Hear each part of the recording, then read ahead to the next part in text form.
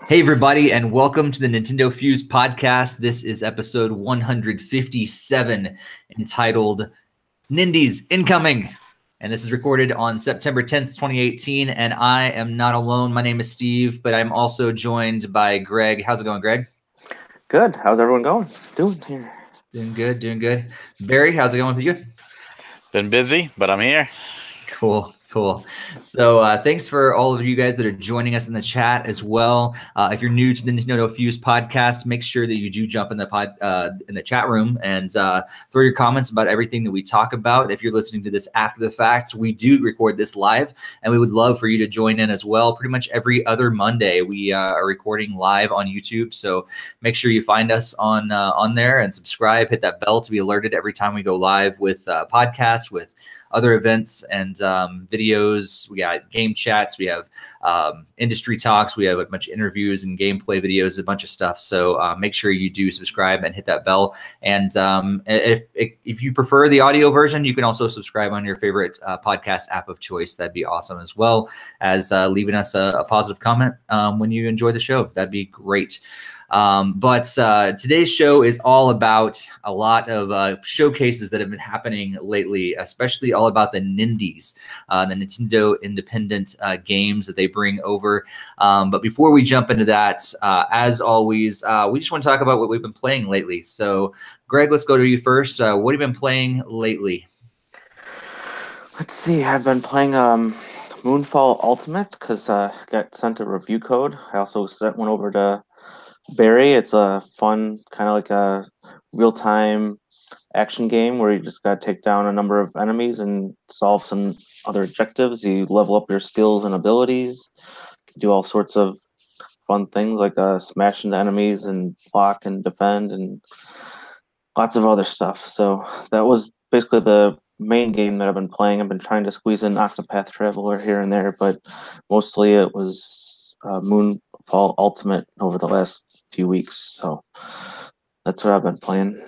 Cool. Would you recommend it so far, or do you feel like you need to get some more time with it first? I think I need a little bit more time. I'm kind of leaning probably on the not a heavy recommendation because it's not typically my kind of style of play. I'm not really one for the live action games.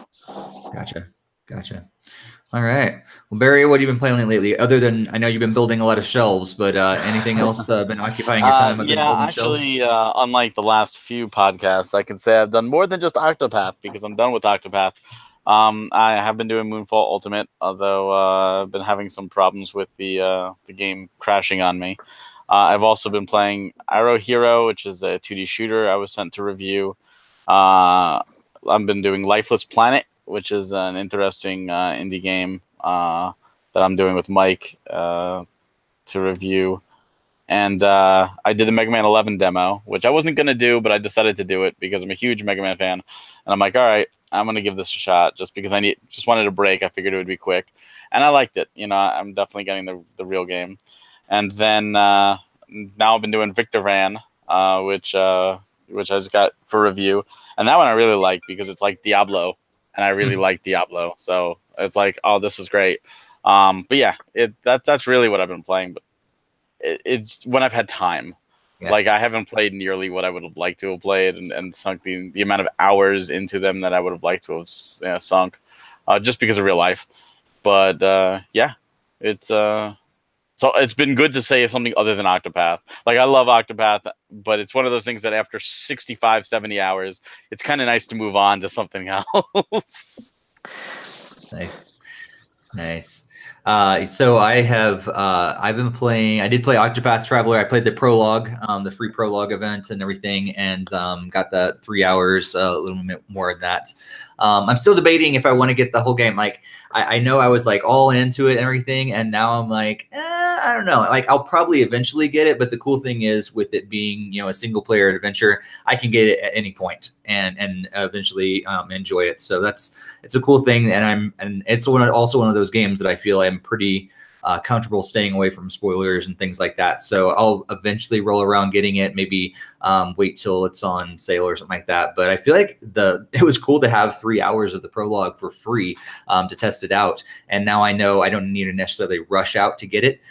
It's a great game. I really enjoyed it, but it's kind of like I had enough of it to kind of satisfy me for now. And I think I'll probably wait. Maybe it goes on sale, or maybe I just have a lull in time where I can actually dedicate to it, and then I'll probably eventually get it. So that's been one of the things I've been playing.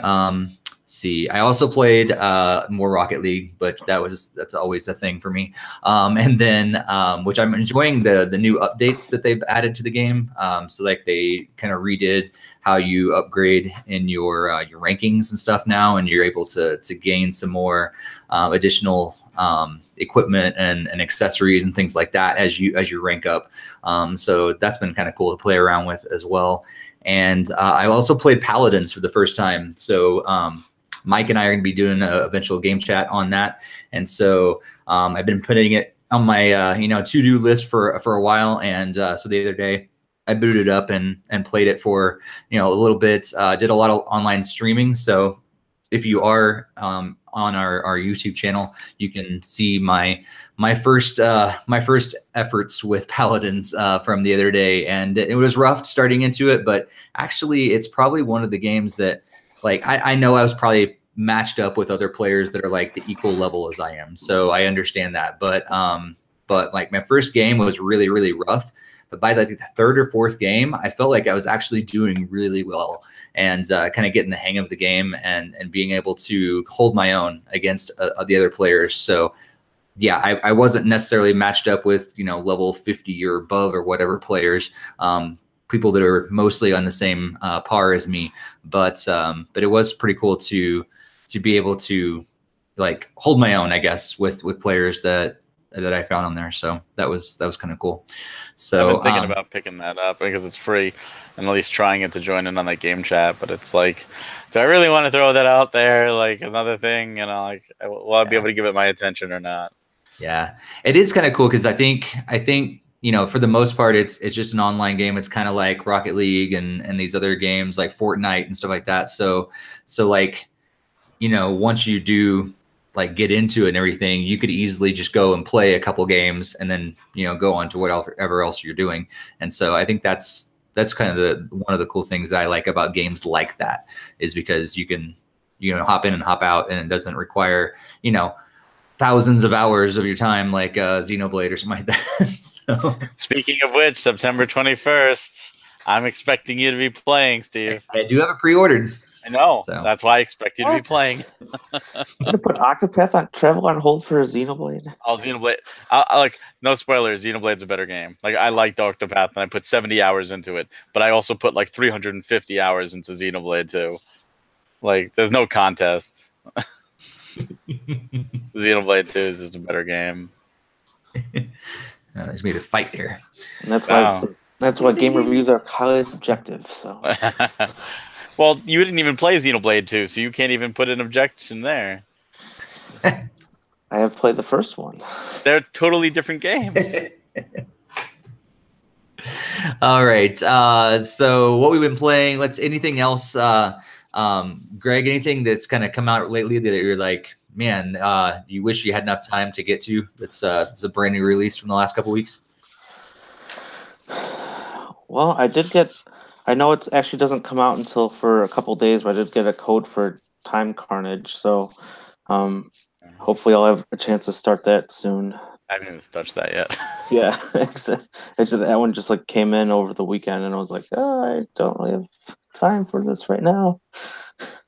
But within the last few weeks, I haven't really seen a whole lot of stuff to like be picking up. It seems like a lot of stuff is coming out like in the next couple weeks that I'm gonna really want to pick up. Yeah, I remember like on our last podcast, even when we were looking forward to the next couple of weeks, most of us didn't really have a whole lot we were really expecting over the last couple of weeks. Barry, anything that kind of popped out that you weren't really expecting to be excited about, but maybe did pop up, but you haven't had time for? I want to give SNK Heroines a try. I have it, but it's just I know like fighting game won't take me too long to get at least my fill through, but it's I got so many games to review, and that the 21st, it's only 11 days away, and there's a con this weekend to go to, so it's like, I don't have the time. Candle comes out tomorrow. That looks interesting. Mutant Football League, I enjoyed that on the Genesis. That's coming back. Cat Quest, I've heard nothing but good things about. Never played it. So it's like, just too many good games. That's it. I'm not even touching, some of the releases. Like a Dust just came out. Now Dust I actually beat and played on the 360. And that is one of those games that is getting a physical with limited run. But if you have money on the eShop and you don't care about physical or not, and you just want to play a great Metroidvania, like people are raving about Hollow Knight and all that, like Dust blows it out of the water. Like Dust is just one of those amazing, amazing games. And I'm excited to see people get to experience it that didn't get to before. Have you played Hollow Knight? I played a little bit of Hollow Knight, but Dust is like watching like a Don Bluth animated movie, but knowing that outside of the music, the entire game was done by one person just made me fall in love with it even more. And the story is good, and the action combat is good, and it's, like I said, Metroidvania. It's an awesome game, and it's beautiful. Yeah, I do like the Metroidvania games. So I know it's perfect for you. But yeah, that comes out tomorrow, I believe, or it comes out this week on Thursday, and then there's a limited run version. I think that was already up for pre-order right now. Nice. For physical. Cool. Man, I keep getting these emails from Limited Run. They're popping out the Switch games like crazy. Oh, yep, I'm liking it, but my wallet's not. Although, yeah, I mean, it's like good news, bad news for you, right? Well, they just did like Ukulele, and like the collector's edition sold out like wildfire. Like, and I don't know if you saw the collector's edition. It's like the box is like an N64 box, and it comes with a mock N64 cartridge and all that stuff. It looks nice. That's awesome. Well, let's jump into the news for this week. And this week, like I said, we're calling this episode Nindies Incoming because there were two big Nindies showcases that hit YouTube on and I think probably Twitch and everything as well, but from Nintendo Europe and Nintendo of America. And there was another Nintendo Direct. Unfortunately, they got postponed because of some tragedies that happened over in Japan. So we'll talk about that a little bit later, but we're going to jump into these two different Nindy showcases. Barry, tell us first about this European one and what they announced, and we'll kind of dive into the discussion about those games before we dive into the North American one. Yeah, we briefly touched on it last podcast, just towards the end. But out of nowhere, like, woke up and, oh, here's this Nintendo Direct from Europe. And, I was a little skeptical about it. Like, I don't like usually watching Directs from other nations because, as we know, Nintendo of America doesn't like to copy what Nintendo of Europe and Japan does. So when Japan gets a great game like Xenoblade, and then Europe gets a great game like Xenoblade, and America goes, well, you wouldn't like this great game, so we're not going to give it to you. So I tend to not watch them because I don't want to get my hopes up for games that I'm not going to get to play. But it seems this was intentional because Nintendo of America did their own and actually, referenced this, calling theirs a part 2, which is great. So we get more Nindies, and all these games are coming or are out in our region. So they did show off several. The biggest surprises were 3 games we're launching on the date, which are all out now: Bad North, Morphe's Law, and Prison Architect. But they did show a couple others. Night Call, they did Monster Boy, which is one I've personally been looking forward to. Gardens Between, Streets of Rouge, Moonlighter, which is another one that's getting a physical too. This War of Mine, which was shocking to see. Children of Morta, Everspace, Baba Is You, which is probably the weirdest looking trailer of the whole bunch that I just did not understand what the heck was going on. Say the Spire, Windjammers, which is great to see. It's an old Neo Geo game. And then Windjammers 2, this is a game that was early 90s and is now getting a sequel, almost 2020. But they're both coming to Switch. Terraria, which is a game that's been on pretty much everything. Even Wii U and 3DS, I believe, had it. And then, Prison Architect, Morphe's Law, which are out. And I know Morphe's Law is one of those that we all saw it when we first, was shown off. Like, oh, this looks like a Nintendo shooter. Like, this is something like N64 style, like we would have been playing. And I don't think any of us have even touched it. No. Too many other things. Too many other things. And, I've heard good things about it. It was overall very positive, Nindies Direct. It was short. I mean, it was, I think, like 15 minutes or so. But it was nice just to see these titles out there, because they want to put out something like 20 games a week, which is ridiculous. But they need something to fill this year, and they want to sell 20 million Switches this year. So again, they need titles to do it. And there's some really great titles, and then there's just some really weird titles. No real huge surprises though. A lot of this stuff was already announced prior to. It wasn't like, oh my God, Smash Brothers being announced for the first time. Monster Boy we've known coming for a long time. Moonlighter we knew was coming for a long time. Windjammers we knew for a while. And then a lot of it's stuff that's on other systems. Prison Architect, Terraria, this War of Mine. Those are all other systems. And then there's Baba Is You. That was a big surprise. Yay, Baba Is You, which I don't think I'm ever going to touch. I think if they give me a code, I'm probably just going to be like, look, this isn't my game. You sent it to the wrong person. Yeah. Who wants the code? I'll pay you to take the code. It just not look like a game for me. Yeah, I still don't. I watched the little teaser thing like several times, and I still don't understand anything about what's going to happen, nor do I want to understand it. Yeah, well, okay, I guess Nintendo seal of quality. I mean, and it could be a fantastic game. It could absolutely be a fantastic game. And if one of my friends came over and said, "Dude, I got this. You have to check it out," I'll humor them and at least watch. But in terms of me dropping money on it, no. Now, if Limited Run suddenly goes, Baba's U's getting a physical, I have no choice. So that's the only way it's getting my money. That's true. Yeah, it could be. Like I don't see it on the same level as something like Snipper Clips, but but when I saw Snipper Clips in the very beginning, I was not that excited. I was like, this is dumb. Like, why would I get? And it was one of my favorite games that year, and still is one of my favorite multiplayer games. So. Yeah, I don't think it's on the same level as that, but I have been surprised before by things that I thought were dumb. And so who knows? Greg, any of these like stand out to you that you're really excited about? Other than Morphe's Law, we both talked about it, and Barry as well. Like you said, we were all really excited about it. So excited that we all jumped and downloaded it right away. No, that didn't happen at all. But anything else in addition to that? Kind of stand out?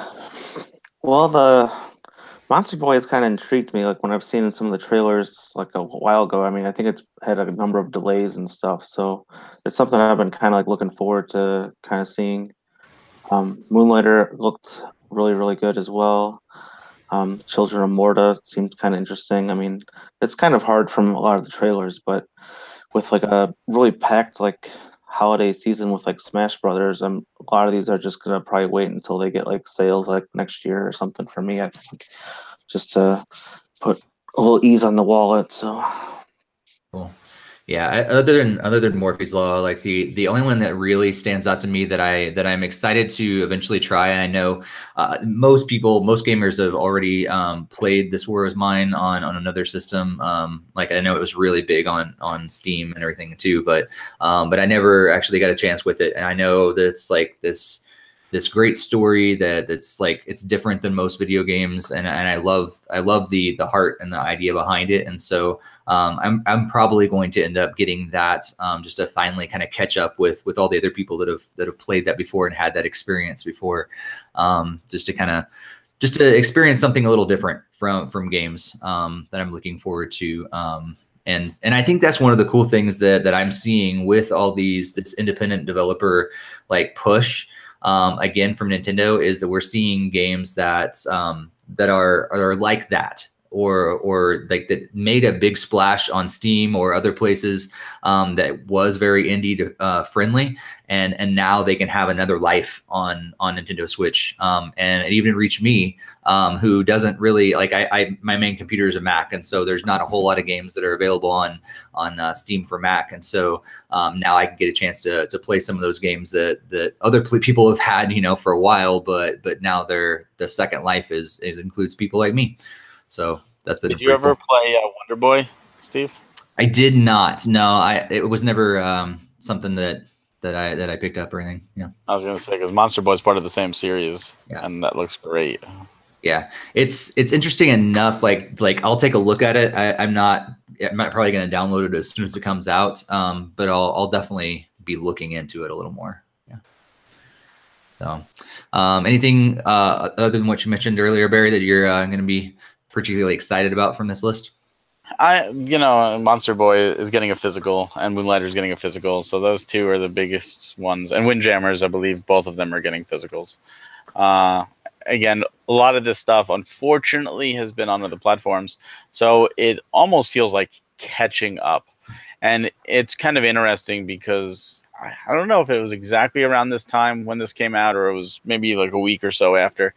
But I got a notification that Redout was now rated by the ESRB, and it made me think of this because I don't know if you guys know the story of Redout, how it was revealed for pre-order the January during the big event. It was one of the very first games shown off, and in terms of pre-ordering, it wasn't shown off at the event, and it's going to come out the same time as the other systems, and now it's delayed, and the other systems versions are out, and now all canceled. Like Amazon was like, oh, your pre-order's canceled, so everyone assumed it was just canceled for the system, and it almost seems like they were like, oh, well, wait, crap, the Switch is really doing well, maybe we should put this out.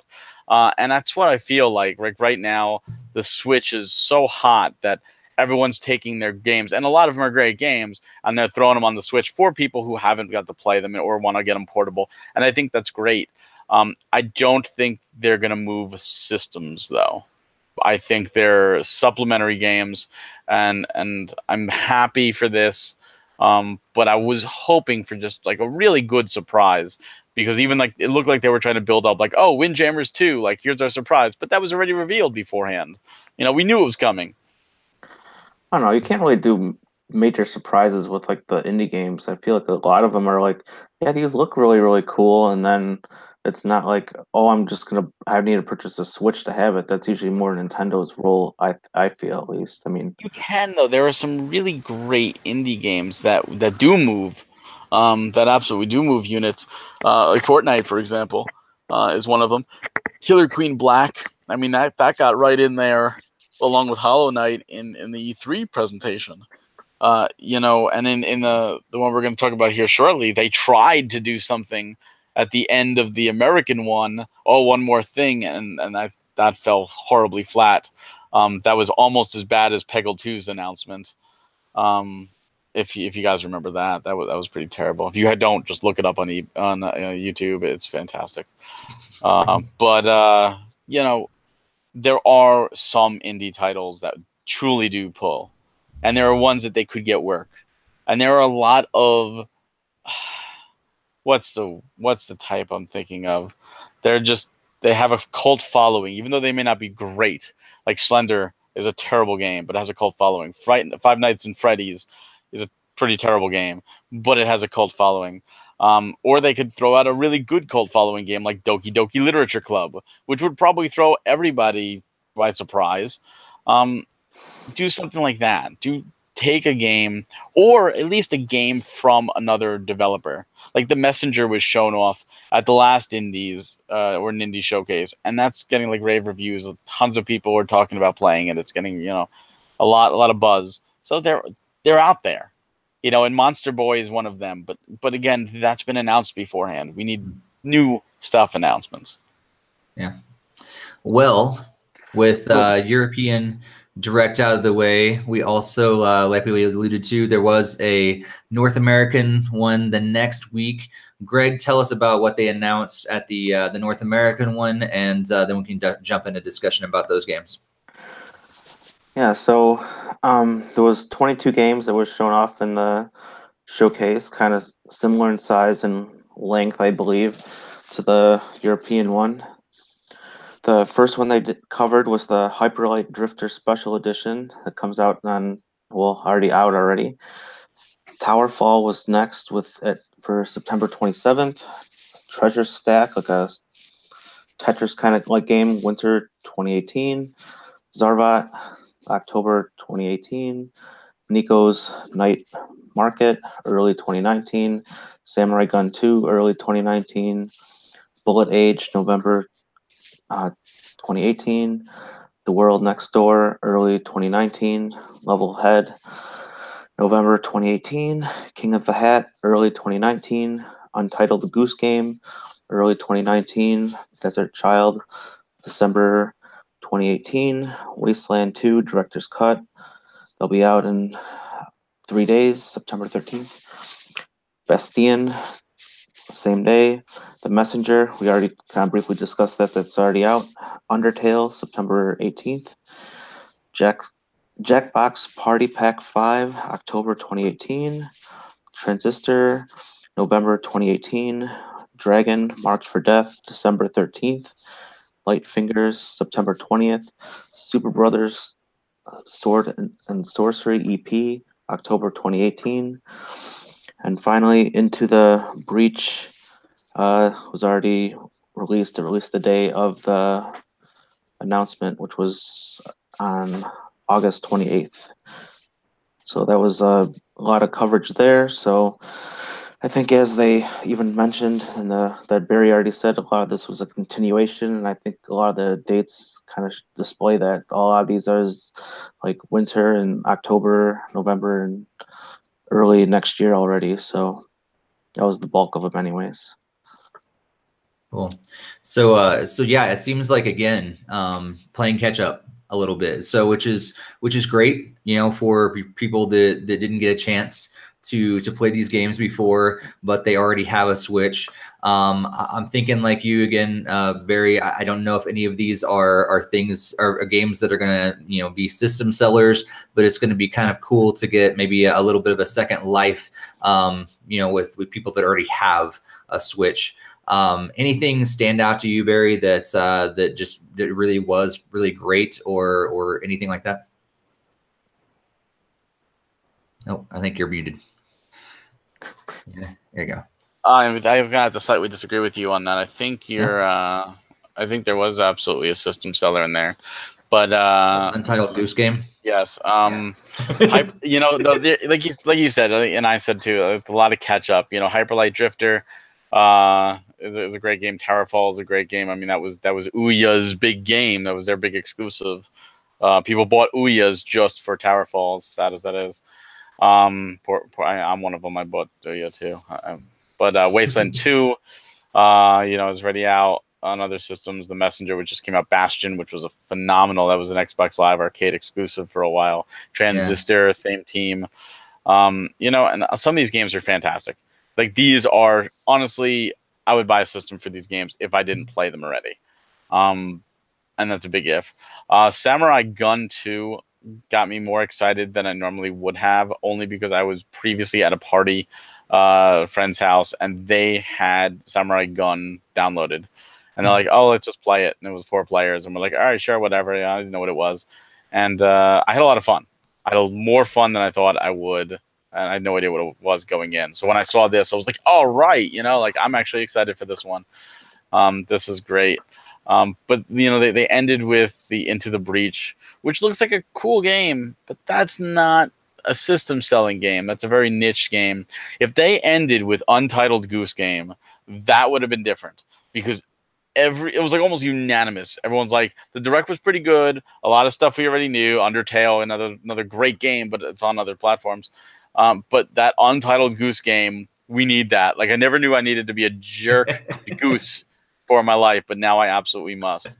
And I even showed that to my wife. I'm like, this is all you need from the direct. And I showed it to her. She's like, oh, I want that game. Like, when is that coming out? I need that game.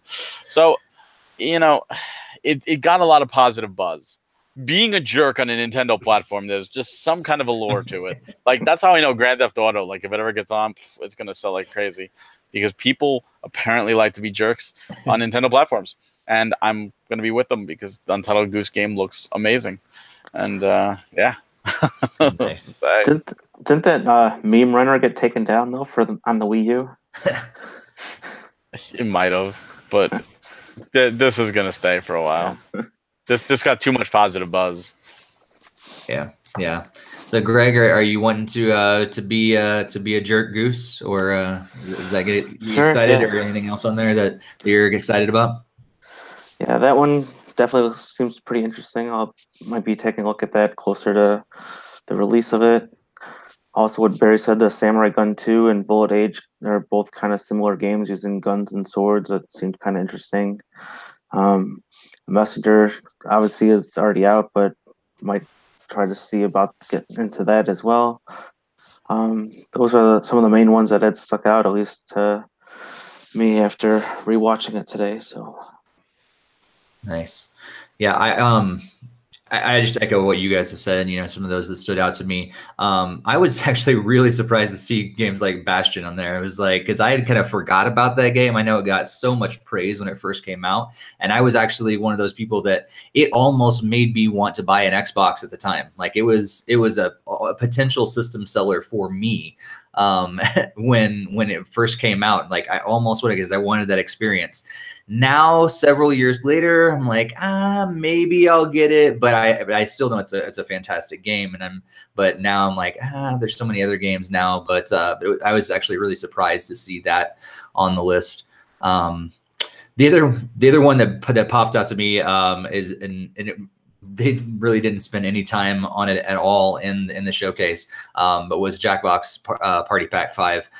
If you guys have not played any of the Jackbox games, listeners, you need to do yourself a favor and get some people together and download one of the Jackbox games. Actually, their Drawful 2 game is on sale right now in the eShop, and you can check that out. But Jackbox Party Packs 1 through 4 are on Switch. They're on like every system. You can get them on iOS, and you can get them on Xbox and PS4 and all those different things. But so no matter what system you have, do yourself a favor, download one of those party packs and get some friends together. It will be a blast. And so I'm really excited to see Party Pack 5 is going to be, only a month away. I will definitely be getting it and having some friends over and playing it. It's a blast to play those games. Have you guys played any Jackbox? Yeah, I have. I grew up with You Don't Know Jack, and then when they started doing these, I played them with friends. That's my only beef with it, is that you can't really do them solo. You really need people, but they are absolutely a blast to play with friends. Our living room Switch is pretty much designed just for gathering people around and doing things like Jackbox. Yeah, that was I think the whole entire holiday season, so like Christmas, New Year's, that I spent with my family. I brought my Switch back, and I'm pretty sure the only games we played on it with my family was Jackbox Party Pack 3 and 4. Like, that was all we did. I had so many other great games, but it was awesome just to keep coming back to that. And you can play with your own devices, so like your phone, your computer, your tablets, which is great. And like, I think some of the games up to like 8 or 10 or something players can get in on it. So it's always a blast to bring some friends and family around. So, Greg, have you ever checked out those games? No, not at all. I don't really have a lot of people that have those kinds of games, or go to people's house that might have something to be interested in looking at that. So it's like trivia, a lot of trivia games, and you use your phone, and it's just like fun, useless trivia or unique trivia, or things where you have to like Cards Against Humanity kind of deal, where you have to pick the best phrase thrown out. So it's very accessible to even a grandmother can play. Right. Yeah, I know. I just haven't really put any thought into getting it because we don't really have a lot of stuff going on over at our house. So yeah. Well, I've thought about a lot of times, like, we need to do some NintendoFuse game nights, and so Greg, you're gonna get a chance to play it with us sometime. We'll stream it and figure out how to work out the whole lag thing. I know a lot of people do that on Twitch. I'm still not sure how the lag works, and if you guys know, we'll talk about it offline. Maybe if you're listening, you're watching later, and you know how to work with all that, give me all the details and everything. Throw it in the comments. Tell me exactly how to play You Don't Know Jack or our Jackbox games online, and I'll follow your instructions, and we'll have some game nights in the future, and Greg will definitely include you in there so you can have some fun with us. So. Sounds like fun. So yeah, anything that was pretty much the big ones that stood out to me, other than ones you mentioned. Anything else you want to talk about with these Nindies directs before we move on? I think it's neat that they're doing them. They definitely help ease the wait in between real directs. And I think that they need to highlight just how many games are coming to the Switch, because a lot of people don't even realize that they're out there. And it's like, oh, the Switch is getting a ton of games, and we're just waiting for Smash, or like the Switch only has Smash and Pokemon and Mario Party this holiday, and I'm like, what are you talking about? Like, have you seen what's coming out? There's a ton of great games. Yeah, I know. There's also kind of the perception that some people really don't think the indie games are like real games. So it's like oh, there's these small games and there's other people there's those types of people that don't like those games. So I've seen it on Facebook and stuff too. So well, there's different types of people. There's people who only play FIFA and that's all they do. I mean, to each their own. There's nothing wrong with that. But to say it doesn't have any games is just wrong. There's tons coming out. Right. I know we've even got some, comments on, previous YouTube videos or on Twitter and stuff like that about, kind of people kind of bashing on the Switch and everything, how it has no games. I don't know what you guys play on it and everything. And, our comments are usually like, oh, you mean this, and then like we run out of characters that we can actually write because there's so many great games. And those are just usually the first party games that we're talking about. And then you have this entire list of new Nindies, but also existing ones that we're playing catch up on. And yeah, there's definitely some great games, and I'm glad that a lot of these are getting highlighted. But like you guys said as well, like it'd be great to see some newer ones, and especially like more and more the ones that hit at the same time as other systems, and not just playing catch up, several months or years later. It'd be great to see them hit all at the same time, so that and if that happens, they could potentially be system sellers because people might get them. But if they're out for something they already have, then like, oh, I'll get that. I'll get it on that or later or something like that.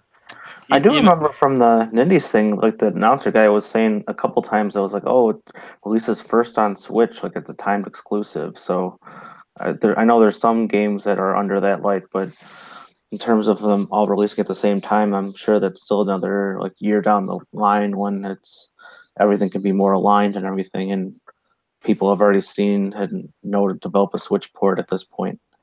So yeah. So far, any of those that say timed exclusives have not been that exciting to me. So I'm like, I don't know how hard it was for them to get a timed exclusive for this game, because I don't know if anybody else is really clamoring for it. Well, see, I don't know if you guys remember or not. There was a time, it was 2000, I want to say around 2009, 2008 or so maybe, when Xbox Live Arcade really started taking off. And they used to do Summer of Arcade.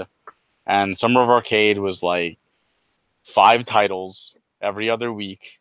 And they were big games. They made a big deal about it. They had, Major Nelson did a thing on it. They did his whole huge trailers for it. And they had Bastion was one of those games that came out then. They had Torchlight come out. They had Castlevania Harmony of Dissonance came out.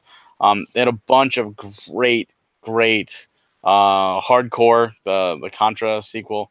These have tons of great games, and like they specifically picked like the 5 best for the year, and they highlighted them, and they sold systems. Like it was an event.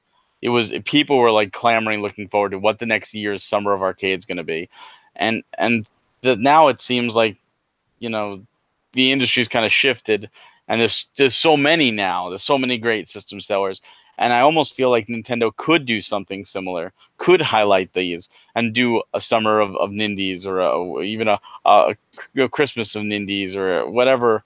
But they don't. They're just too many. They're just like open the floodgates. Here's everything that made Xbox Live good and everything that made PSN good with a few of our own all at the same time. Go have fun. Yeah, I'd agree. And I think that sometimes does help because I don't know, like, there's a lot of different people that like take marketing and communications and stuff, people that will say like, if the message is too big, then it doesn't really hit anybody. And I feel like that's sometimes the case with, you have this list of 22 games. That's cool. 22 games are coming out, but we hit them and we move on, sort of thing. But what if they said, okay, yeah, there are 22 games, but here is 1 or 2, or like you said, 5 over the summer or whatever, that we really want to highlight, that we really truly believe in, that we think will change your life by you playing it. And we're really going to pour into this, and we're going to give some special deals. We're going to have some tournaments around it, whatever it is. And that can kind of, it doesn't, it says, yes, there's 22 great games, and this combined with the other one that's like almost 50 games. It's great. But what about these, certain ones that we kind of elevate above the rest, could help to actually sell some systems? They could do something like that with the online service. They could actually do like, every other week or every week be a tournament for a game online and have it, for 10 weeks. 5 of those weeks be really awesome, brand new indie or Nindie games that are exclusive, that really push the hardware. And then the other 5 could be classics. So, hey, you know what, we're going to do, a Super Metroid tournament and see how fast you can go through, or, for speedrunners, or, bring back, Smash Brothers 64 and see how well you can do against other people online, or even go to some bizarre or forgotten about, titles that Nintendo, has published. And there's a ton, or even third parties. Say they're buddy with Treasure. Hey, Mischief Makers. How many people remember that awesome game on the N64? Put a challenge out for that. You have this online service. You're saying you're going to offer games, and you're offering us golf, and that's NES golf. Like that's not doing it. So this could be a great way to get people interested as well as subscribe to the service. Yeah. Yeah, I would like to add, even if they allow you to get like one like indie games or something like a month or every other month, that would be fantastic too. I mean, there's just so many awesome games, so it'd be hard to even be able to pick one, even if it was a limited selection. It's true. I played a lot of golf back in the day. I don't think I'm gonna play anymore, but I played a lot when I was younger. But all right. So we did have one other big event, kind of online event that did happen over the last couple weeks, and we found out about a new mobile game from Nintendo, and it's not what we, I think, expected, like another Mario or Pokemon or Zelda or whatever, existing franchise. We got something new. Barry, what's this game all about? Yeah, it's interesting because we were talking about how we have no idea what their mobile strategy is. Last thing they did was Pocket Camp, which was holiday of last year, I think November, and it's like, what are you doing? Like, are you doing any more? And you just give up? But no, out of nowhere, they're like, hey, we have a new direct for a new mobile game, and it's Dragalia Lost, a brand new IP. It's an RPG, an action RPG. Cygames is developing it with Nintendo, so this is a new IP. So this very well could get on the Switch later on. It's an interesting take, but it's a mobile game and it's a freemium game. And what I mean by that is it's free to start, and there's login bonuses, and then there's the gacha system from Fire Emblem, Heroes, and all that to get new dragons and new party members and new items, and it's all random. And the game looks good, the story looks good, the character designs look good, the dragon designs look good, but it's also one of those things that I'm a big Tales of fan, and they had an RPG that Tales of on the mobile. I can't remember what it is now. I did play it for a little bit, and I was like, oh, this is great, a full-fledged Tales game on the mobile. And it was just go around this generic map and kill 4 enemies or 4 battles, and like that's it. And I was like, this is bare bones, and you're asking me to spend money on this. And I get the same feeling. Like I have a feeling it's going to get in. It's going to be like, this is great. And you're going to go through a map and you kill 3 or 4 enemies and you end the map and you're like, oh yeah, I did it. And then eventually you realize you're going to be doing the same thing over and over ad nauseum, or you pay to do it faster or something. I don't know. It looks good. It has potential. I did pre-register. I know over 300,000 people pre-registered in Japan. You know, I will download it and I will give it an honest try, but I'm not expecting amazing things out of it, even though it looks good. However, if this was even coming out for the 3DS as not a freemium game without all this gacha crap, I would be all over it. Yeah. Greg, what are you thinking about Dragalia Lost? My first initial impression was that it was a Fire Emblem Heroes clone. I mean, straight down from like the characters and like they all kind of like look the same. There's like the same kind of weapon triangle stuff. There's summoning to get new characters, and even like the rarity of the character, which is the 5-star rarity thing.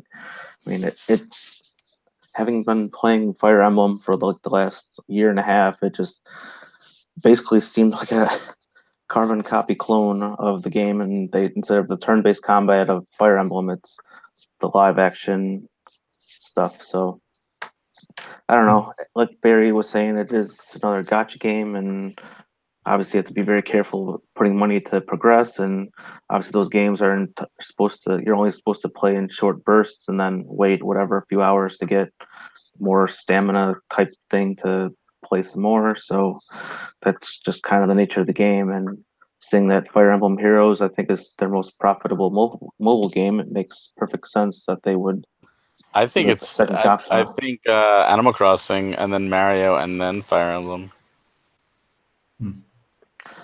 I think you saw the graph, and it was the one that was actually the backwards graph. About that was like the length of time that it took to reach a Maybe that threshold was of money, where Fire Emblem Heroes took whatever, like a month to hit like 1 million or whatever it was, or 15 million.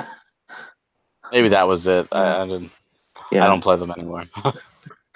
Yeah, I saw the graph and I was like, I thought Fire Emblem Heroes was super popular, and then I was like, oh wait, it's saying length of time to achieve like a monetary threshold. So I'm like, yeah, that means the shorter one's the best. Yeah, and honestly, I think Super Mario Run was their best mobile game of the four. You know, Well, that's because it's most like the traditional game that you're like, okay, I Yep. paid $10. Okay, this is my game. I can unlock everything. I don't have to pay a cent more than that $10 to enjoy it. So Yeah, I think it looks great, and I was actually excited about it. But my biggest thing was I wish this was coming to Switch. Like I was like, can I just buy the entire game and play it on my Switch instead? And I think it's interesting that this game seemed to come on the tail end of Miyamoto being quoted as saying something to the likes of that he prefers the pay one price and have your game sort of mobile strategy and other things, and then they come out with this game, which is totally not the case. And I actually went into it expecting them to say, okay, yeah, you're going to pay this much and it's yours to keep, but then to have some freemium stuff and everything built in and kind of ropes you in was surprising, coming on the heels of him being quoted as saying that. Well, that's because Miyamoto feels that it's better to not be freemium, but the stockholders and the executives on the board took a look at that graph and read it properly, unlike me, and saw Fire Emblem Heroes and said, let's do another one of these because clearly that got more money. Yeah.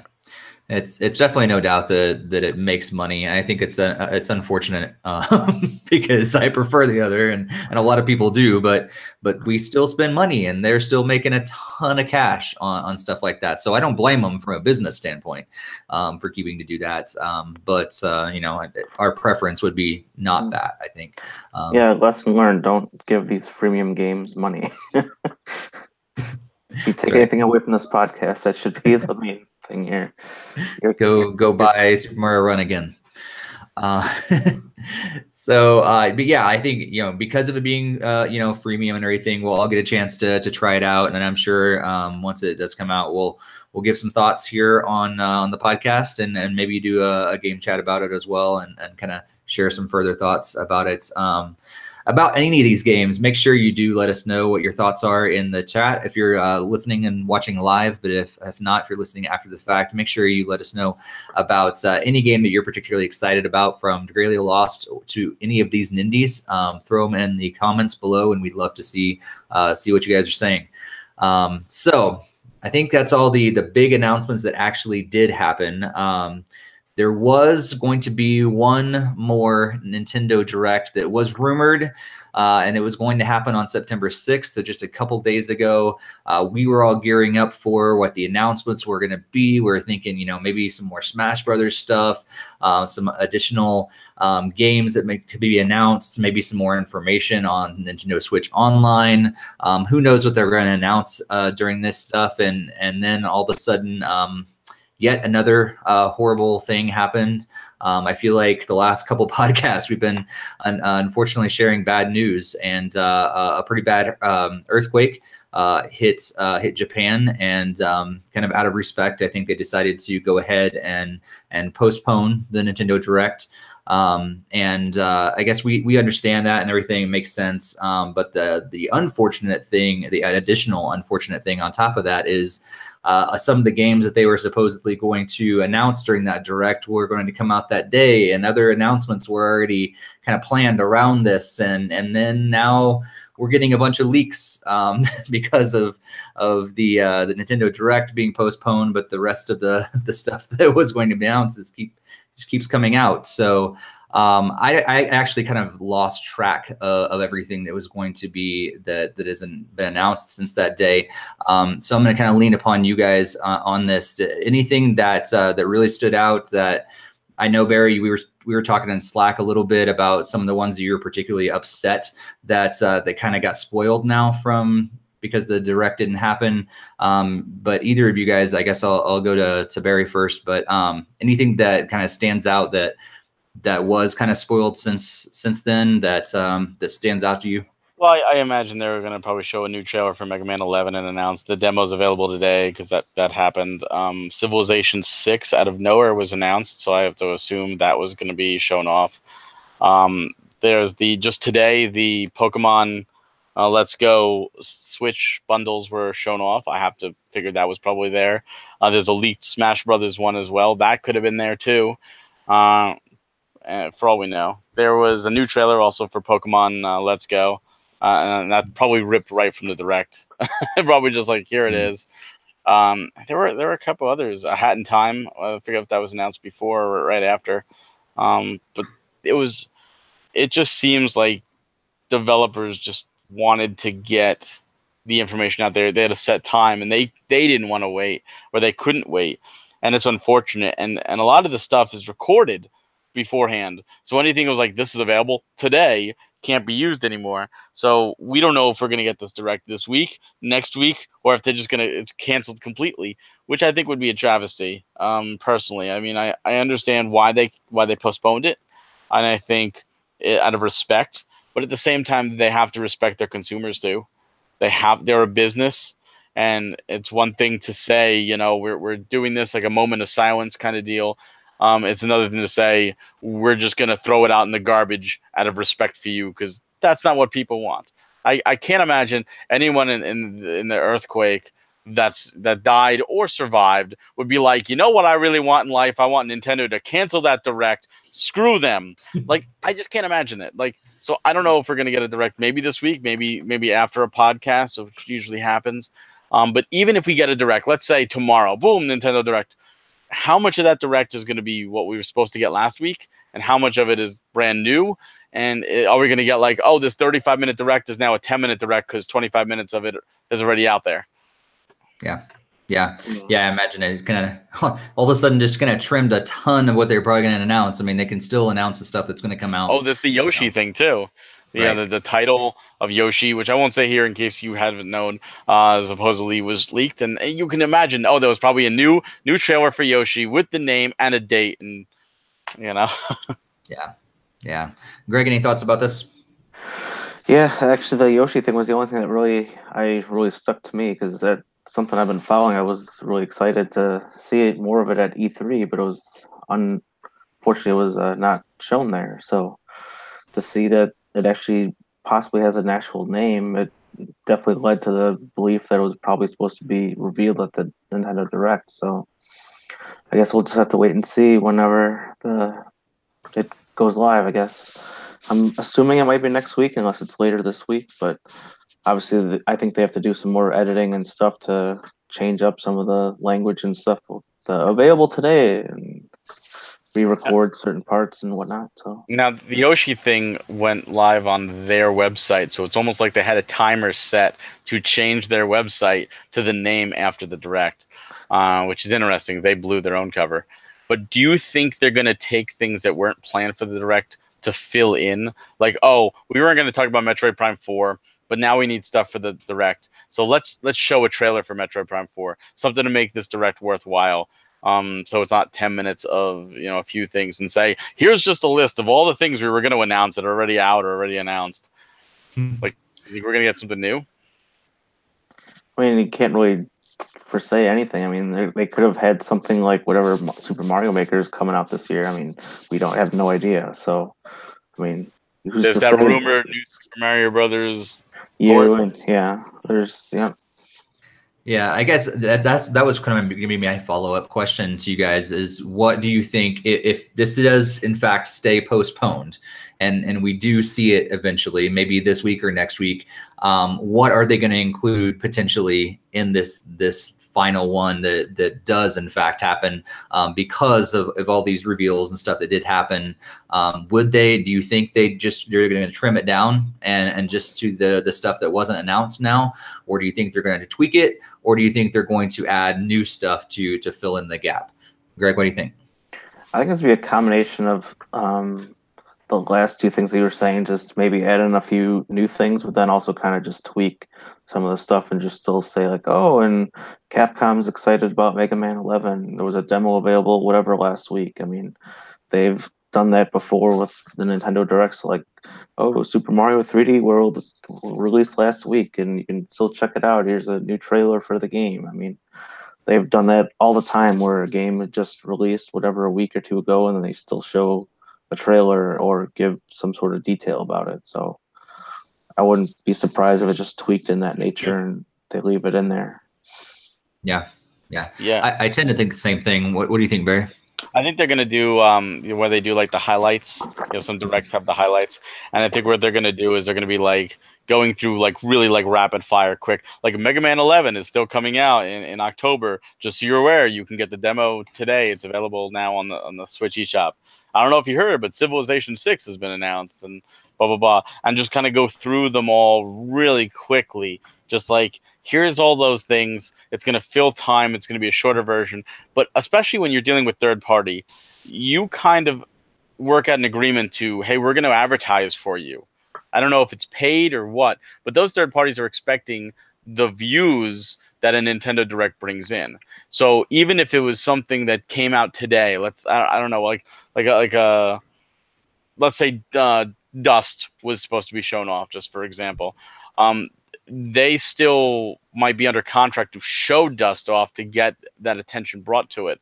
So it'd be like, hey, just so you're aware, it's out now, but here it is if you like this kind of thing, and do it maybe in a headline version as opposed to like a full-blown 3-4 minute trailer and a little bit talking about it.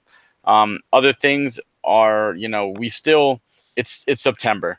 There's still time for another Direct before the holidays, which is probably November, and Smash is in December. There's at least one more Smash Direct probably in October, possibly two. They might do another Direct and a 50-fact extravaganza again, but at least one more, because Sakurai said at the end of the last one, that's all we have for today, meaning there's more coming. Maybe they'll do one of the new characters. Maybe Sakurai will say, okay, put one of the new characters in there, just as something to drum up hype. Or they're gonna pull deep. Maybe they're like, you know what, just to generate hype, we're gonna throw something out of nowhere. Like, hey, Earthbound 3 or Mother 3 is getting remade in the 64 DD version in 3D, and here's the first shots of it.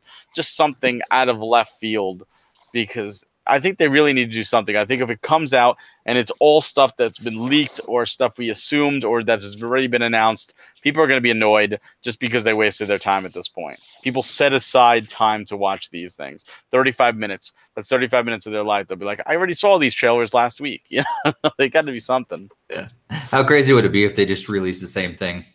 Yeah. It's just, you know, unedited, nothing changed at all. just released it a week late instead. You know what? They could. It's Nintendo. Yeah. I honestly expected the Nindies American to be the exact copy of the European. I said that last podcast. I said it's going to be the exact same. And I was wrong. I was pleasantly wrong. But it's something I would expect Nintendo of America to do. Yeah, for sure. So we'll see. I mean, who knows? I mean, with this usually state of our podcast, we'll be getting the announcement later tonight or tomorrow morning that there's going to be a Nintendo Direct out of the blue, and we'll see what they announce. One of the things they could announce, and I think they might, and hopefully they will, is some more information on Nintendo Switch Online. So if you're new to our podcast, we try to be as interactive as possible, and we want to take your questions via chat or via social media, or you can send in a question via email through podcast@nintendofuse.com.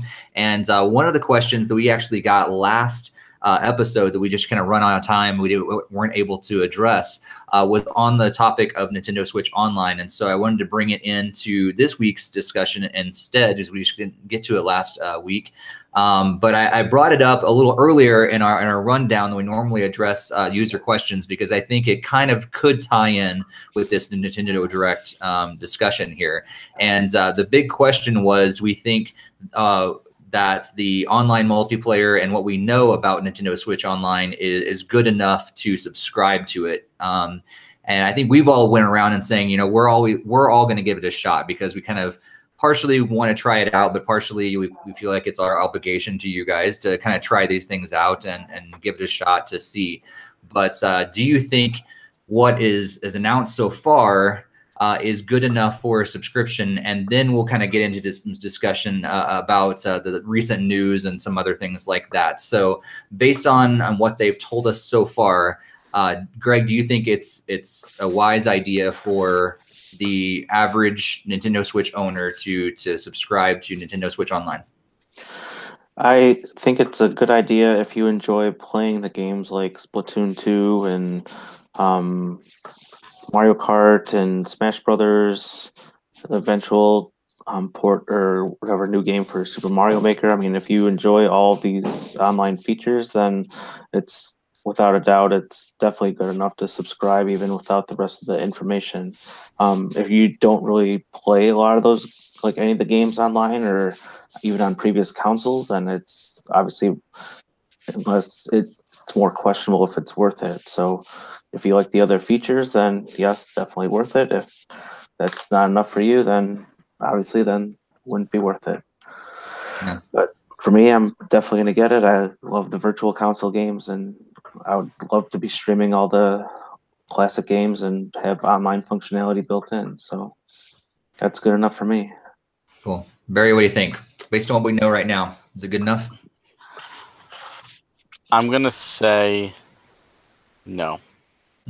And I'm going to say no for just a couple of reasons. Now, keep in mind, I am getting it. I already purchased it at Best Buy. I got my $20 card. Like Greg said, first off, you have to want to play multiplayer games. That's a given. It's like saying, do you need gas? Well, do you plan on having a car, to drive? If you don't, then no, you don't need to go to the gas station and fill it up. So the online, when it comes to Nintendo, has always been spotty. Some work really well, some don't, but it's been free. So it's hard to complain when it's free. Now that we'll be paying for it, even if it is only $20, you expect higher quality when you pay for something. As the saying says, you get what you pay for. So Nintendo has yet to prove to me personally that their online stability is enough to handle the amount of people that will be using it this holiday. And I'm not worried about Mario Kart or Splatoon or anything. I'm worried about Smash. Smash is going to make or break. If Smash launches with Brawl Online, it will be ridiculed, and even if they fix it, the damage may be done. So they need to have this infrastructure up. Now, they are putting it in September. They're definitely, going to give it some time. But you also don't want to piss off your early adapters. Like, we don't want 3 months of spotty internet that we're paying for. We want good. Now, as for the other bonuses, I'm fine with virtual console games, especially with added online. I'm not happy with the selection of 10 so far they've shown off, and I don't know what the other 10 are going to be. I don't know if they're going to be permanent, if they're going to be rotating in and out, so then we lose them. That would really piss me off, because there's nothing worse than saying, oh, I'd love to play this game online with you, but we can't anymore because they took it away. That defeats the purpose of having fun. They should leave it as a growing library, but they also need some hitters, heavy hitters, than the 10 that they've shown off. Are I think all in the NES Classic Edition. Like give us some real good heavy hitters. And they need stuff to come out to really truly showcase the online. They need system seller for it. They need, Pokemon to come out and say, we have this, or even some Nindies, some great Nindies.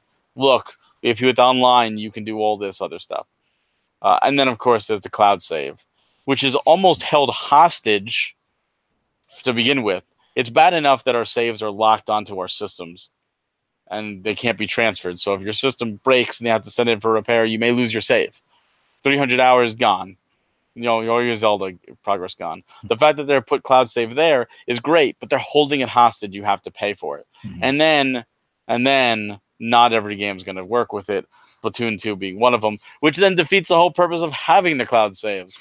So, and something tells me like the bigger Nintendo titles, the ones you really want to make sure you back up, they're not going to cover on a service you're paying for. It's different if it was free. Yeah, I do want to get into that discussion, but I'm going to hold off just a second, though, because I think I just want to quickly echo what you're saying, Barry, because I agree wholeheartedly that, and a little bit of what you're saying, Greg, like if you are excited to play, for instance, if Splatoon 2 online is your life, then yes, this is worth it because you have to do it to play online. If there's another online game that requires Nintendo Switch Online service, then clearly this is going to be a huge deal for you. And yeah, you should subscribe. But if that's not the case, I'd say hold off for a month or so and see how it goes. And maybe get it closer to Smash Brothers. See, kind of test the water, see how everybody else is going, see what we think about it, and then get it later. I think it's one of those things that, yeah, you might miss out on a month of possibly playing, Switch games online, but that's not a huge deal in the end. To kind of just wait back a little bit. That'd be my opinion as well. It's always something you can get later, and I think based on what we've seen so far, yeah, maybe hold off for a little bit. But I do want to talk about this recent news that was it Game Informer that kind of got this information. Am I getting that correct? I thought it was GameSpot. GameSpot. Okay, one of them. One or the other. We'll give you guys credit. Go check out both their sites. They're great. They found out that not all games, like you said, Barry, are going to be backed up with cloud saves. And that was a little surprising to me, actually, to find out and which games and how it all works. And so like some of the games, like you said, Splatoon 2, which is like so weird because like one of the reasons why I would want to get Nintendo Switch Online is to play Splatoon 2 online, but I don't get the full benefit because my saves aren't, backing up to the cloud. So that's cool. I get to play it online now, but I keep playing it online, but now I can't back up my save. Well, I couldn't to start with. So does that matter anymore? Like, I guess it's like, it's weird because it's like we're getting something that we don't have anything right now at all. But you're not getting something. You're actually instead paying for something you could do right now. That's really what they're doing. They're literally saying, do you want to keep playing Splatoon 2 the exact way you're playing now? Pay us $20 or you can't do it. Right. And you're getting no added benefit. Right. Which, in honesty, like is kind of like, I don't know, I can't remember if cloud saves were, I think they were announced at the very beginning, but before it was, we kind of speculated they probably weren't going to do it. We wanted them to, but we weren't going to. So all we really thought we would get was online play through this, and we had some other hopes and dreams for it, but we really didn't know for sure until they announced it. So I guess in a way that's all we were really thinking we'd get. So if you have super low expectations, if you've been listening to our podcast for a long time and you've learned from all our discussion to have super low expectations for Nintendo, you're doing okay. The rest of us that expect them to actually do something that makes sense, this is kind of crazy, right, Greg? Like, why would they do such? I don't know. I mean, that's where I kind of disagree with Barry on this, because I mean, right out the gate, January 2017, they said they were going to be releasing an online service that you're going to have to pay for. So if you're going to be arguing like, oh, I had like a year free to play Splatoon 2, and now I'm going to have to pay to play on, continue playing online, now I have to pay. And I'm like, that was the point to begin with when the system launched. So if you weren't aware that you were going to have to pay for it, well, that kind of stinks. But I would think most people would have known that the online system was going to be launching at some point. I mean, but the point is, you're not getting the full benefit of the you're promised. You're promised this is what you're getting for your $20 a year, and you can't even take full advantage of it with Splatoon 2. Just for example, yeah, we knew that there was going to be paid online. Yeah, Splatoon. We've been over a year now with Splatoon 2 being able to play for free, but they're pretty much now saying, hey, you got to pay us, and you're not even going to take the full benefit. And we also don't know if the stability is any better. You could be paying for exactly what we have now, and that's not acceptable. Because right now it works because it's free, but it's not acceptable for $20 a year. Yeah. Here's another factor with cloud saves. I was just thinking about this, and I'm curious what you think. What happens if you decide to, I'm not going to pay, or you can't afford it 1 month? Now, what happens to your cloud saves? Do they hold them? Do they just delete them? If they do hold them, how long do they hold them for? Yeah, I'm actually interested because that was one of my issues. So back when I think I first got my PS3, I paid for the PlayStation Plus because I wanted cloud saves. Was one of the things, and a couple of the games in particular I do have in there, and then my hard drive broke in my PS3, and it was, or not my hard drive, sorry, it started overheating, and I couldn't get on there to do any sort of backup manually. And so I ended up getting it. And I was kind of worried, is like, are my cloud saves still there? Can I bring it back when I get my new PS3, all that sort of thing. And so that was a question I had back then with PlayStation, and I would still have it again with Nintendo. For them, they were still there, and I was able to re-download. I don't know how long they stay there. I haven't paid for PlayStation Plus in a while now. I don't know if my cloud saves are still there. Honestly, I don't care enough to do that research. Some of you guys in the chat might know that already, and that's cool. But I'm curious about if Nintendo will do the same. Will they let them sit there for so many months or years or whatever, or is it kind of one of those things that they're just going to clear the cache after a while and sorry, your stuff's gone. Too bad. I honestly think cloud saves right out the gate are going to be a mess. Because Nintendo has this habit, and it's a very terrible habit, of under-preparing for virtually everything. They do not, for some stupid reason, do not expect to get the attention they get. The NES Classic and the SNES Classic are prime examples. They didn't expect those to sell. The Amiibos, they didn't expect those to sell like they did. Even the Wii, they didn't expect that to sell like it did. The DS had the same problem. And even the Switch, when it launched, you couldn't get them. And I understand console launches, but a lot of this stuff, they don't expect people to buy this in droves. And I don't think they're going to expect the amount of subscriptions they're going to get. I think they're like, hey, we're probably going to get maybe 1 million subscribers, and we're going to prepare for that. And they're going to get like 7 million or 8 million, and everyone's going to try to use cloud saves, and the service is going to crap out, and everyone's saves are going to be lost. And internet's not going to work, and they're going to be like, we didn't expect this many people to play, so we weren't prepared. So we need to call DNA and say, hey, guys, come over here and help us out because we don't know how to do internet. Yeah.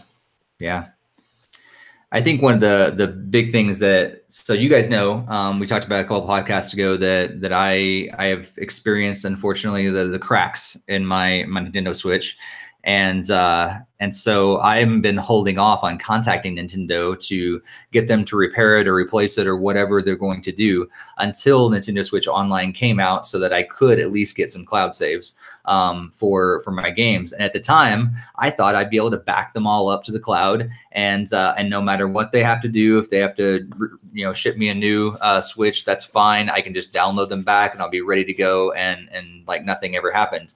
But some of the games that have been announced, like Splatoon 2 and the NBA 2K games, like unfortunately, they don't get backed up. I'm not planning on getting the Pokemon Let's Go game, so I won't be that disappointed about that. But I know a lot of people that are, and like you guys, and you're gonna be, bummed that you can't have that if something bad happens to your Switch. And so I just got the Eevee bundle for my wife today. I pre-ordered it. We're gonna be playing that, and it's like, if we lose that save data, that's like, oh, this knife to the heart. Yeah, and I here's the deal. I guess what they said is that the reason that they've claimed that they've made this decision is because they don't want anybody basically rewinding and going back to something. Let's say you get it, you trade it off online, and they don't want you kind of going back and getting it again, or you trade or you use a particular item and they don't want you kind of rewinding and doing that. But to my understanding, Xbox and PlayStation allow you to back up games, and they're not worried about this. So is there any realistic reason why Nintendo is so bummed, like actually think this is going to happen, this would be an issue? Why can't they get around it like Sony and Microsoft have? Yeah, that part is kind of alarming though, because I mean, I like to play the Mario Kart like online, and then like the ranking was like, oh, I was always feeling very good when I had achieved a particular score, but knowing that I can't keep that, like back up that score, that's kind of like really stinks. I mean, I know they don't want like you to like, oh, I hit the max score and then have it just drop down or whatever, and then, oh, I want to go back to my high score again. I mean, I know, I guess I've heard like Xbox and PlayStation have a way around it where you have to like pick a save and then it like deletes the other one. So it's like, it should work like that, I would assume. So then you can't have that rewind nature, and it would just always have whatever file that you're keeping. So right. I mean, Nintendo has always been, really, really, wanting to combat the piracy and the cheating online and everything like that. But I don't know, Barry, like this just seems ridiculous. Like Nintendo used to be a very forward-thinking company when it came to both technology and video games. And that happened up until the CD era started.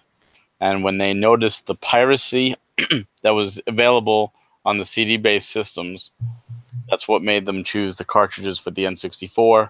And with the PlayStation, was very, very easy to mod and download, games. And the same with the Dreamcast. You could easily get ripped games. So they became very wary at this point, and very secluse, and very worried about piracy. That's what led the GameCube to have the smaller discs as well. And even the Wii U doesn't use Blu-ray; it used its own proprietary discs. And ever since then, they've been backwards on technology. They've been forward-thinking on games still, absolutely. But in terms of technology, they've been backwards. And I just don't think, like I said, I don't think they're prepared. I don't think they have the knowledge or the know-how or the care. That they're like an ostrich. Their head is in the sand, and as long as they know what they know and they're surviving, then they're fine. But they're not taking their head out and looking at what other people are doing. There's blueprints out there. What Microsoft does, what Sony does, it's not like secret formula, and you have to go beat up Duke to get the secret family recipe. It's all out there. What's done is done. And they could just copy paste it, and that would be fine, and most people would be fine. We wouldn't have stipulations or any of that. But instead, they're limiting us. And not only that, but they're limiting us on a service we're paying for. And that makes it worse. So, hey, one of our features is cloud saves that you can't use on any of the games you want to play, but 1-2 Switch you can. So we could put Nintendo games that are listed under there. No, I don't want to back up 1-2 Switch. I want to back up Zelda. Oh, you can't. Splatoon 2, you can't. Xenoblade, you can't. Mario, you can't. You know, what can I do? We'll let you do ARMS. Is that okay? No, it's like we're paying for this service. This isn't a benefit that you're providing for us. When you're giving us something for free, you have to understand, okay, what we get is a gift. But when you pay for something, you expect to get what you pay for. But here's the big question. Maybe we're expecting too much, because just to play the devil's advocate, because Xbox Live and PlayStation Plus are $60 a year. This is only $20 a year. Should we expect less because it is less money? We should expect exactly what we're promised. And yeah, we are getting less. We're not getting, the same games. We're not getting full Nindie games or indie games or XBLA games or PSN games or full priced $60 games for free every month. Instead, we're getting, NES games that may or may not stay. We don't know. We have no idea what else the other 10 games are. And you're still promising us a service. I don't care if we're paying $10 or $20 or $100. If you say one of your selling points is this service, you need to provide it. If you then take the rug out from underneath and say, oh yeah, you can't use it on this many things, it loses value, and you lose faith in the consumer, because now the consumer feels cheated. See, if they came out and said we were going to have cloud saves, but not every game right away, it would be like, oh, that's such a Nintendo thing to do. But we would have accepted it. But they didn't. They came out and said, we're going to have cloud saves. So everybody had their own expectations of what cloud saves means because of prior or, situations with other companies. Like you said, Steve, oh, I can't wait. I'm going to get the cloud save, and then I'm going to back up all my stuff and send off my Switch. And now suddenly Nintendo's like, oh, you think you're going to do that? Well, other companies will let you do that, but no, sir, not us. We're not going to let you have those saves, even though you've earned them, even though you've done the work, because we don't want you to. Oh, and thanks for the $20, by the way. And that's it. That's the problem. They pulled the rug out from under you and me and everybody else. And that right there is what costs them consumers. That ruins trust between consumer and company. And it's a very Nintendo thing to do. And that's unfortunate, because it shouldn't be. They should be outright, right away, right from the start. It's September 10th. This just came out, today or yesterday or something really, really recent. Supposedly, this is launching in the second half of September. September is a third over at this point. So we're really close to approaching that halfway point. That's a really terrible time to pull the rug out. This isn't when it was announced. Like Greg mentioned, this was announced January of last year.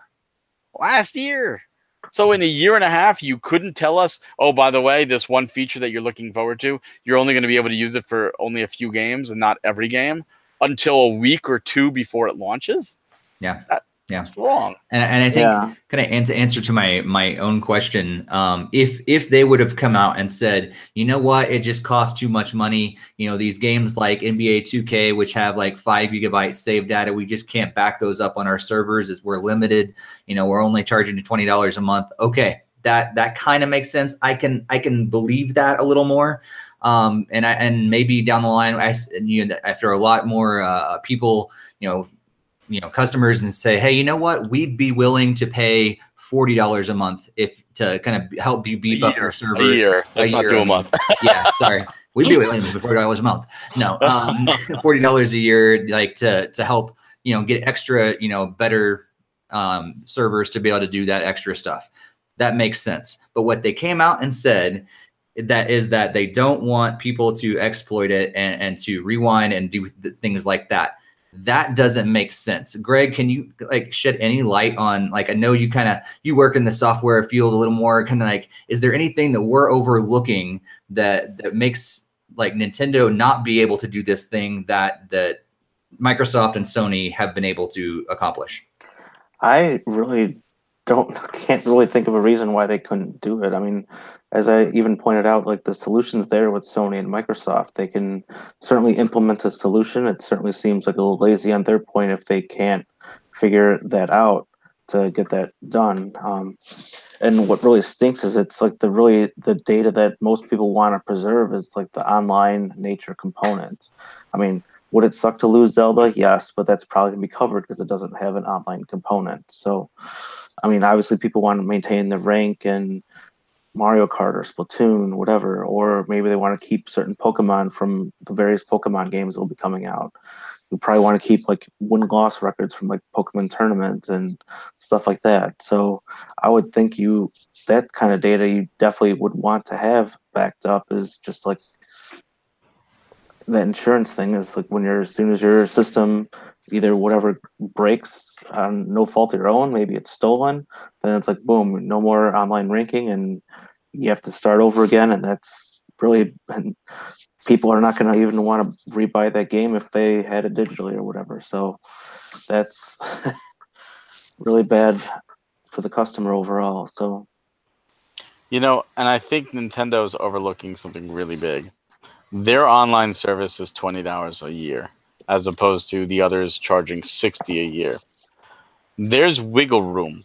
They could easily say, look, for $20 a year, we're giving you better internet, we're giving you cloud saves for most games, and we're giving you the free games. For $40 a year, $30 or $40 a year, we're going to give you cloud saves on all games, and we're going to give you even better connection or something like that, or more free games, or something else, just some other package.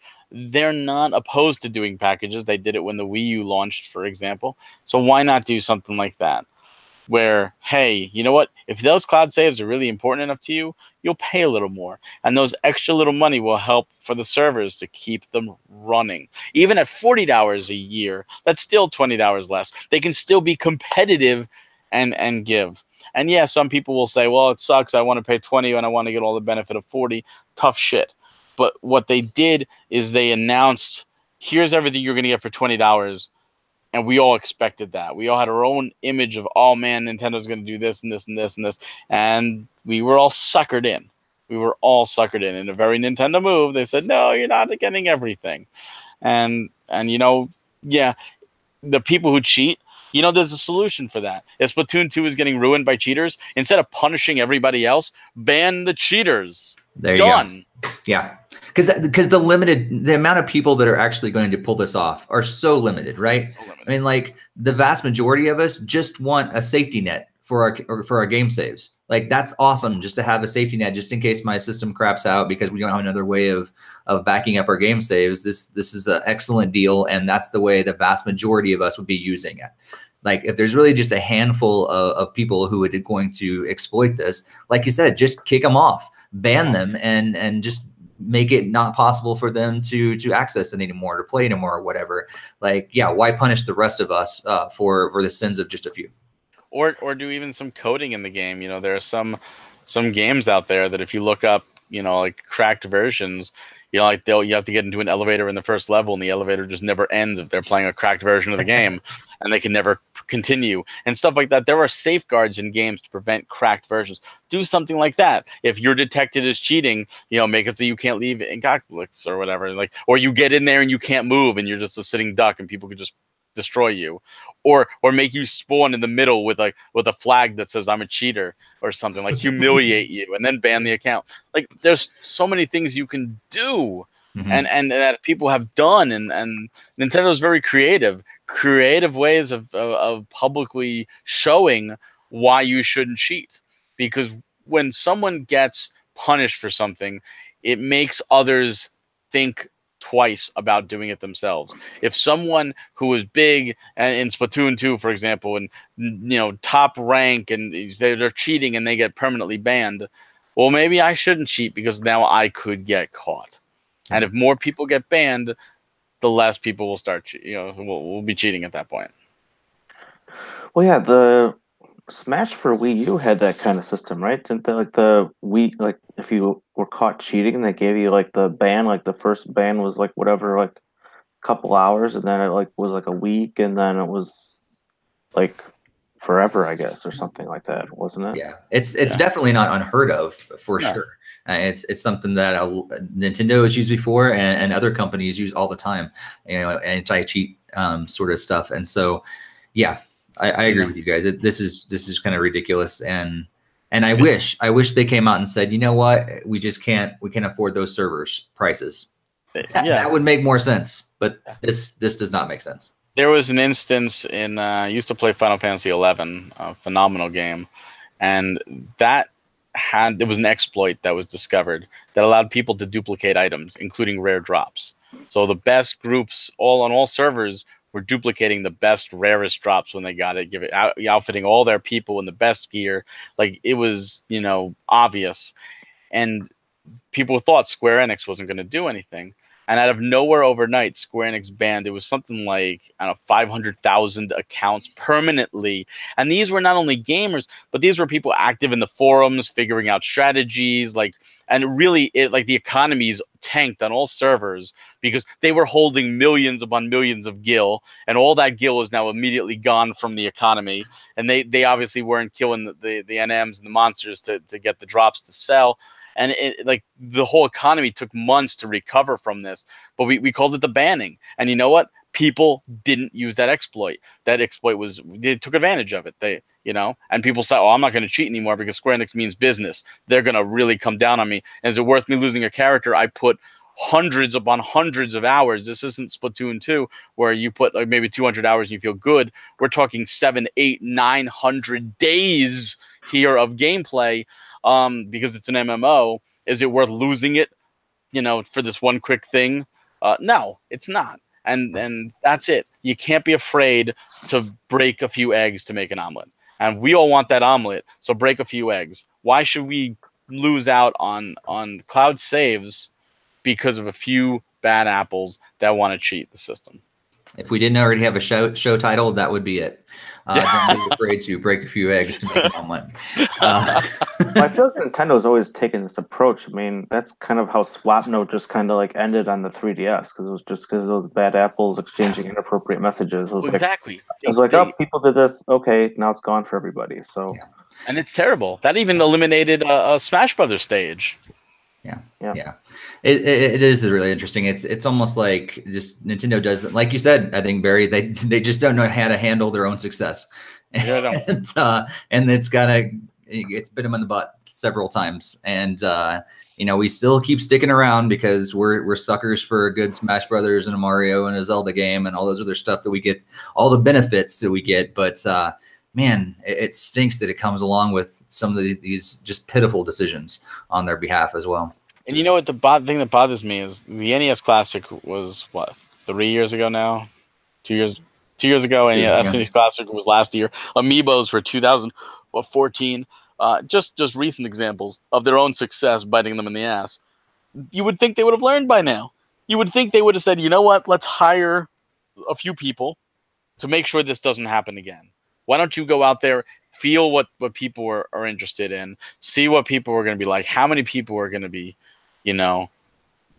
purchasing this. They want to sell 20 million Switches this year. They sold 15 million last year, fiscal year. So that's 35 million people. 35 million if they get their goal. Let's say, 15 million of that 35 decide to pay for online, and that's being it's under. I'm sure it would be more. Well, let's say only 15 million. You have to be able to handle 15 million. You should build the system to handle all 35 million. And if only 15 million do it, okay, well, our system is more than capable. And if all 35 million, then you're like, well, we're still built for it. We're good. In fact, they should go higher. They should build it for 40, for 50. They should never stop improving. But I think they're going to put it out there and go, that's good enough.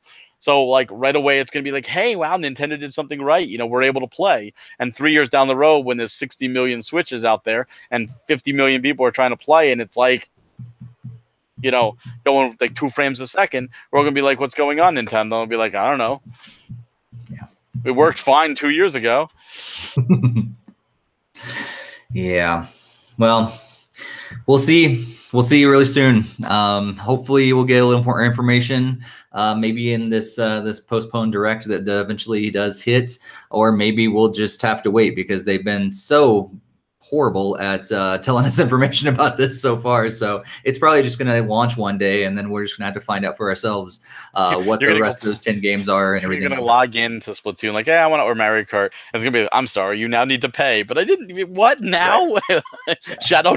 Hey, guess what, guys? Shadow drop. You owe us money now. Yeah. Yeah. We've already taken $20 from your account. So. So we'll find out soon. But before we wrap up today, let's talk about some games that we're excited about playing over the next couple weeks. Greg, anything on the docket that is really exciting for you over the next couple weeks before the next podcast? Let's see. Well, I had mentioned that the Time Carnage one comes out in a couple days, so I'm kind of excited to give that a shot for free, and we can give our thoughts later on in the coming weeks.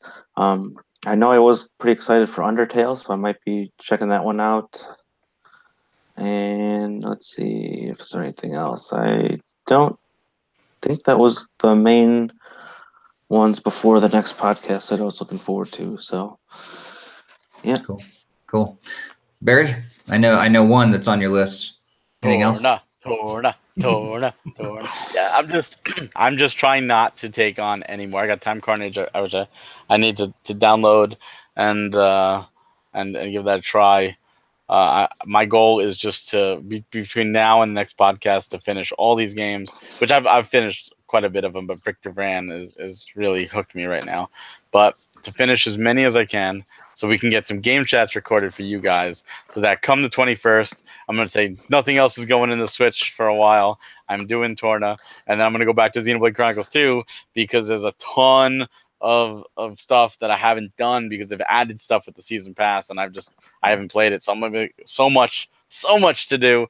And what sucks is Mega Man 11's coming out shortly after that, and of course Pokemon Let's Go, which I'll have to keep up with my wife because she's gonna be playing it nonstop, and then of course Smash in September, and then whatever else is coming for review. Hey guys, review this game. Oh great, now I got another game. You know, like first world problems, but Torna. I feel like you'll have it done in about a week, right? Torna? No, I don't know. Probably. Well, it depends on how big, but it's got a full retail, so I'm gonna say God, it took me like 100 hours to beat Xenoblade Chronicles 2. So I'm going to say maybe 30 to 40 hours. Yeah, that's what I'm saying, about a week's worth. That sounds about right. Yeah, but see, the thing is, when Xenoblade Chronicles 2, I was able to put in that time in a week because I played like 8-9 hours a day. Like, I was loving it. Now I got too much stuff going on. Like, I'll be lucky if I get an hour and a half a day. I'll be lucky. Yeah. So yeah, like you said, Torna is coming out right before I leave. Unfortunately, I'm not going to be on the next podcast because I'll be out of state at another event. It's going on in California. So Barry and Greg are going to be here for you guys. But I'll be playing probably some Torna on the airplane a little bit and several other games.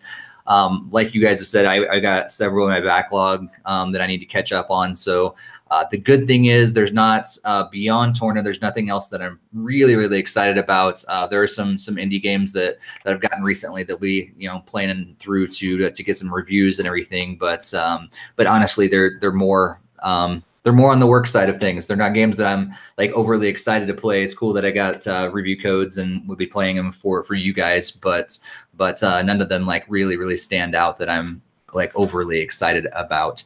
One thing before we close out, I do want to mention that I'm pretty excited about, and it's not coming out like in the next couple of weeks, but it was announced that Final Fantasy Crystal Chronicles is going to be remastered for Switch as well. And I don't know about you guys, but I was a big fan. I imagine that Barry was a big fan as well. But that was cool news that I caught today. Wanted to throw that out there if you guys hadn't heard about it yet. That was cool to see when I woke up this morning. They also revealed Tales of Vesperia Definitive Edition was delayed until January, which is fine because the holiday season's crazy with the special edition coming. So there's another great one. Cool. But I will say that next week's next podcast, which is in 2 weeks, It's going to be me and Greg. We'll have a great time even without you, Steve. But the podcast after that, which is October 8th, we're actually not going to have a podcast. Instead, we're just going to have a giant game chat for Torna between me and Steve and Greg. We'll hopefully have played it at that point. Hopefully. We'll see. We can, I don't know. I think if it's more of us get it, maybe convince them to get it. I don't know. Or we could do Dragolia's Lost and see that Barry spent $100 into the premium. Nope. Won't happen.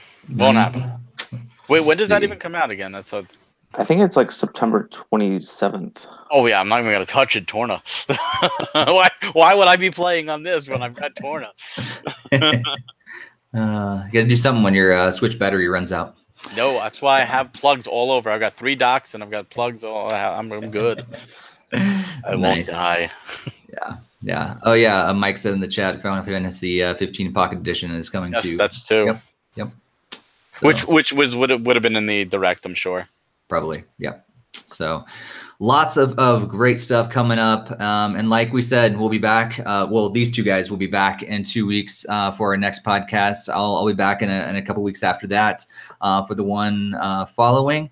But thanks everyone for tuning in to episode 157 of the NintendoFuse Podcast. And again, if you have not subscribed, make sure you hit that subscribe button and the bell to be alerted here on YouTube. And if you are listening via audio after the fact, make sure you subscribe on your favorite podcast app of choice as well. No matter where you listen, where you watch, if you like what you've been hearing, like what you've been seeing from this podcast, make sure you leave us a review. That'd be awesome. And share it with some friends that enjoy Nintendo as well. Barry and Greg, thanks so much for joining again on another episode of this podcast. Thanks for having me. Always a pleasure. Yeah. And thanks to you again. And we'll be here next time. See ya. Peace. Yeah.